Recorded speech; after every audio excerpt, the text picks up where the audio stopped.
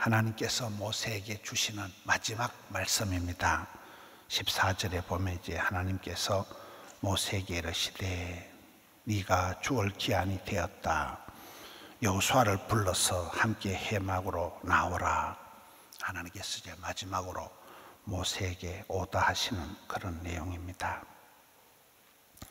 16절 보겠습니다. 또 여호와께서 모세에게 이르시되 너는 네 조상과 함께 누우려니와, 이제 모세가 죽은 후에 그 모습을 얘기를 합니다. 이 백성은 그 땅으로 들어가 그토록 예언하고 약속했던 젖과 꿀이 흐르는 땅으로 들어가면 음란히 그 땅의 이방신들을 따르며 일어날 것이요, 이제 우상을 섬기게 될 거라는, 그 땅에 들어가면 이방신들을 섬길 것이라는 것을 강력하게 얘기하고 있습니다. 나를 버리고 하나님을 버리고 내가 그들과 언약을 어길 것이라.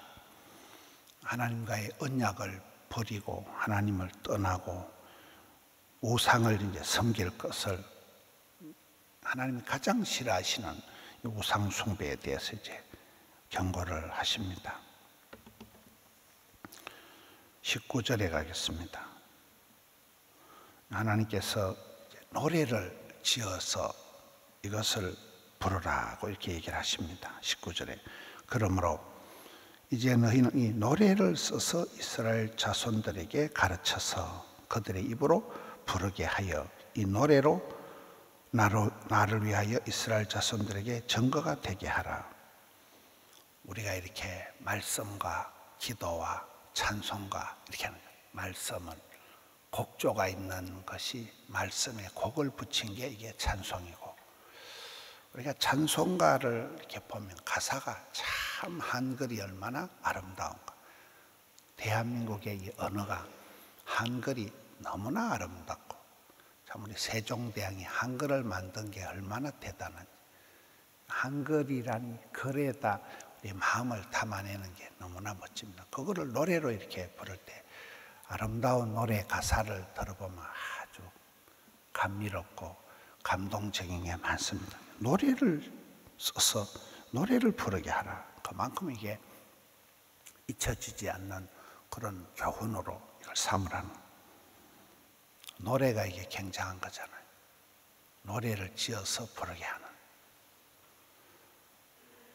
지난주에 제가 그 선교사님들, 중국에, 몽골에, 일본에, 대만에 선교사님들 이렇게 목사님들을 모아놓고 선교 훈련하는데 가서 이렇게 강의를 하고 찬송을 부르는데, 그 옛날에 대한수도원이나 이렇게 옛날에 우리나라에 일제시대 막 지나면서 그때 기도원에서 불렀던 찬송을 부르더라고요. 근데 그 가사 내용이 굉장히 어마무시한 거예요. 나를 감옥에 쳐넣어라. 나를 내 뼈를 꺾어라. 내 목을 잘라가라. 가사가 그래요. 찬송가가 12절까지 있어. 12절까지 부르는데 그 복음성가가 나를 순교의 제물로 가져가라.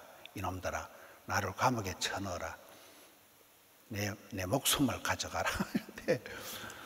근데 그 어떤 그 교회에서 그 찬송을 불렀더니 권사님들이 아이고 너무 무서워요 이래가지고, 가사가 너무 무섭다. 근데 저는 이제 그 선교사님들이 이렇게 그 찬송을 부르는데 가슴이 짠하더라고요. 이렇게 목숨을 걸고 아주 순교의 각오로 그렇게 훈련을 받는 거예요. 목사님들이 그런 찬송을 부르면서 막 전열을 가다듬고, 이놈들아 나를 감옥에 쳐넣어라. 이놈들아 사탄 마귀야 내 목숨을 가져가라. 내 몸을 꺾어라. 내 뼈를 꺾어가라. 이런 가사가, 제가 다음에 한번 소개를 하려고 해요. 금요철야때 한번 12절까지 한번 부르려고 그래요. 노래라는 게 그런 거예요. 노래라는 게 그 노래에 모든 걸 담아서 계속해서 후손들에게 가르치라. 왜 그렇습니까? 20절에 보면 내가 그들의 조상들에게 맹세한 바 젖과 꿀이 흐르는 땅으로 그들을 인도하여 드린 후에 그들이 먹고 배가 부르고 살이 찌면 돌이켜 다른 신들을 섬기며 나를 멸시하여 내 언약을 어길 것이다. 야, 이게 참 사람이 가난할 때, 궁할 때 심령이 가난한 자는 복이 있나니. 어제 이 용교 선교사님 말씀에 부족이, 결핍이 하나님의 자원이다. 늘 저는 그렇게 생각하거든요. 가난이 교사다. 시장이 반찬이다. 우는 아이 젖준다. 부담이 사명이다. 피곤이 능력이다. 여러분, 이렇게 월요일날 새벽기도 진짜 피곤하거든요. 주일날 하루 종일 교회 봉사하고 월요일날 엄청 피곤한데 이 피곤이 능력이에요. 부담이 사명이에요. 가난이 교사예요. 스트레스가 양념이에요. 콤플렉스가 스타렉스예요. 부족이 풍성이에요. 이런 신앙에 우리가 이게 야성이 있어야 되는데 등 따시고 배부르고 먹고 살찌고 나면 타락한다는 거예요. 사람이 그게 아이러니한 거예요. 그게 사람이 문제가 되는 거잖아요. 그래서 장경동 목사님은 전에 살만 빼도 성공하고 말만 없어도 훌륭하고 참 그 어록이 좋은 것 같아요. 신앙생활 할 때 입은 닫고 주머니는 열어라 이러잖아요. 말만 없어도 훌륭하고 말썽을 안 지기니까 또 살만 빼도 성공한다는 거예요. 살 빼는 게 어려운 거거든요. 보통 의지를 가지고는 살을 못 빼요. 병원에 가보면 의사 선생님들이 웬만하면 살만 빼면 허리도 안 아프고 다리도 안 아프고 뭐 살만 빼면 상당한 부분이 해결이 된다. 여기에 살찌면 돌이켜서 다른 신들을 섬기고 이게 사람의 본성이라. 사람이 등 따시고 배부르면 화장실 갈 때가 다르고 올 때가 다른 이 현상이 생긴다는 거죠. 24절을 보겠습니다. 이제 모세가 율법책을 써서 25절에 이것을 레위인들에게 율법책을 맡겨가지고는 26절에 이 율법책을 하나님의 언약궤 곁에 두어 너희에게 증거가 되게 하라. 그 언약궤, 법궤, 이게 이제 하나님을 임재를 상징하는 거죠. 내가 너희와 함께하리라. 영원토록 너희들과 함께하다. 너희 가운데 머물 것이다. 하나님 임재를 상징하는 것인데 이 율법책을 레위인들에게 시켜가지고 하나님이 언약궤 곁에 두라고 이제 오다하십니다. 마지막으로 이제 하나님께서 모세에게 차곡차곡 마무리를 좀 시키는 겁니다. 왜 그렇습니까? 29절을 보겠습니다. 내가 알거니와 내가 죽은 후에 너희가 스스로 부패하여, 이 스스로 부패하여 이 단어가 아까와 같은 말, 살찌고 배부르고 평안하면 타락한다는 거예요. 스스로 부패한다. 스스로 부패하여 너희에게 명령한 길을 떠나 여호와의 목전에 악을 행하고 하나님의 진노를 격발해서 벌을 받게 되는 이 쓴말을 하는, 쓴말을, 잔소리를 하는. 하나님의 말씀은 잔소리다. 쓴 게 약이다. 너희들이 가만히 있으면 안 된다. 신앙생활은 가만히 있는 게 제일 나쁜 거다. 왜냐하면 스스로 서서히 타락하기 때문에 서서히 썩는다는 거예요. 서서히 부패한다는 거예요. 그래서 깨어있어라. 깨어있어서 기도해라. 좁은 길을 가라. 우리가 이 신명기에 나오는 하나님 축복을 보면 굉장히 까칠한 축복이라는, 모든 명령을 다 지키라. 건너가서 차지해라. 뭐 대충 살아라. 등 따시고 배부르게 그저 젖과 꿀이 줄줄 흐르는 땅에 들어가는 얘기가 아니에요. 젖과 꿀이 흐르는 땅 자체가 산지라, 산골짜기라. 골짜기가 있는데 애굽 땅과 다르다는. 굉장히 그 하나님이 주시는 신명기의 축복은 까칠한 구구절절히 잔소리하고 이 잔소리를 지키면 되는데 잔소리를 안 지키면 너희들이 타락할 것이다. 스스로 부패할 것이다. 등 따시고 배부르면 너희들이 엉뚱해질 것이다. 계속해서 아주 조목조목 쓴소리를 하는 쓴소리를 까칠하게 욕. 그럴 때 너희들이 거룩을 감당해진다고. 거룩을 감당할 때 하나님이 그들에게 임재, 축복, 동행을 하는 것이지. 그렇지 않으면 너희들이 반드시 부패한다. 스스로 부패한다. 이 오늘 말씀을 통해서 굉장히 부정적인 얘기라고. 여러분 시편 1편에도 보면 복 있는 사람은 아니하며를 먼저 얘기해요. 악인의 꾀를 따르지 아니하며 죄인의 길에 서지 아니하며. 부정적, 강한 부정은 긍정이라는, 굉장히 부정적. 사랑은 시기하지 아니하며 자랑하지 아니하며 교만하지 아니하며 8번이나 강한 부정을 얘기합니다. 그럴 때 오리지널 사랑이 나온다는 거죠. 때 빼고 광내고. 여기에 굉장히 부정적으로 너희들이 나를 버리고 언약을 어기고 우상을 숭배하고 수많은 재앙을 당하게 될 것이다. 여러분 이렇게 경고를 하고 하는데도 이게 예언같이 되어서 이스라엘 백성들이 틈만 나면 죄를 짓고 틈만 나면 하나님을 떠나고 이 말씀과 언약과 멀어지는 삶들을 모세가 죽은 후에 역사의 이후에 나타났듯이 우리도 그렇습니다. 화장실 갔다 오고 난 뒤에 마음이 달라지면 안 되는 거예요.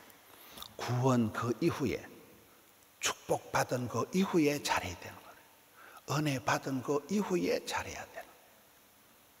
우리 이영규 선교사님 같은 분은 참 대단하거든요. 서울대학도 아주 잘 나오고 하버드 대학을 나오고 최고의 그런 가방끈이 있는 사람인데도 자기는 늘 부족하다, 결핍하다, 약하다고 고백하고 몽골에 가서도 다 대학교 총장은 맡지란 항상 부총장 맡아가지고 다 지어놓고 또 인도네시아 가서 또 마무시한 걸 다 지어놓고 어째 또 둘이 따로 얘기할 때는 자기도 이제 떠날 준비를 또 한다는 거예요. 또 내려놓고 또 떠난다는 거예요. 그러면서 누구에게 이거를 이 인도네시아 대학교를 누구에게 맡기느냐, 그거를 지금부터 준비한다는 거예요. 그러면서 그 사람의 어려움, 같이 지낼 때는 괜찮은데 일을 맡겨보면 영 아닌 사람이 많다는 거예요. 뭐 그런저런 얘기들 하면서 저렇게 평생을 내려놓는가. 5명 식구가 지금 부산에 와 계시는데 하만에 조만한 교회 이제 목사님하고 사돈을 맺는 거예요. 거기에 이제 아들이 하만에 조만한 교회 목사님, 뭐 교회가 작다고 뭐 얘기를 하는 게 아니고 굉장히 모든 부분에 이분에게 소박하신 거예요. 호텔을 잡는데 5 식구가 한 방에 주무셔. 한 방에. 목사님 방을 2개를 잡아 드릴게요. 이래도 우리는 5명 식구가 같이 있는 게 좋다는 거예요. 매사가 밥도 안 먹고 그냥 소박하게 모든 게 그렇게. 어쩌면 저렇게 겸손하실까, 어떻게 저렇게 최고의 그런 자격을 갖추면서도 늘 내려놓고 더 내려놓고 참 멋있잖아요. 나는 아무것도 할 일이 없을 때 하나님은 역사하신다. 철저히 기도하고 하나님 인도하시면 움직이고. 브라이언 박 목사님이나 이용규 목사님이나 이런 분들의 특징은 이렇게 강의를 부탁하면 꼭 기도해보고 말씀드리겠습니다. 이렇게 기도를 해보고 한참 있다가 전화가 와요. 목사님 기쁨으로 가겠습니다. 이렇게. 우리만 그냥 얘기하면 오케이, SK 그냥 가버리거든요. 기도해보고 목사님 말씀드리겠습니다. 꼭 그렇게 하고 1년 전부터 약속을 하고. 얼마나 참 기도보다 앞서지 마라. 항상 하나님께 물어보고 항상 오버하지 않으려고 하는 그런 어떤 상황에서도 언제라도 내려놓고 멋있잖아요. 어떻게 살아가는가? 기도의 삶, 말씀의 삶, 말씀 한 구절을 가지고 계속 묵상을 하고 말씀에 따라서 말씀보다 기도보다 앞서지 않으려고 몸부림을 치는 겸손과 거룩과 성실을 감당해서 말씀을, 이 계명을 지켜 순종하는, 그래서 귀한 것을 누리는, 어제도 누리고 나누고 세 가지를 얘기하던데, 누리고 나누고 하나는 뭐예요? 그러한 삶을 감당하는 우리 성도님들 되시기를 축원합니다. 하나님 아버지 감사드려요. 또 오늘 또 좋은 아침을 허락해 주시니 감사합니다. 한 주간을 잘 감당케 하여 주옵소서. 하나님 중심, 성경 중심, 교회 중심, 중심을 잡고 하나님이 허락하신 이 모든 계명을 사랑하고 중심으로 받들고 지켜 준행함으로 주님이 허락하신 복락을 누리게 해 주시옵소서. 덕천성전의 함영성전의 드림센터에 영상으로 주님께 나아갑니다. 주여 저희들을 받아 주시옵소서. 발걸음을 굳세게 하여 주시옵소서. 마음을 붙들어 주시옵소서.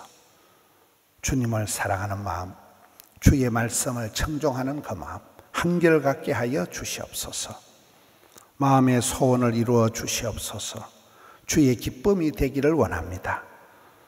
주님 함께 해 주옵소서.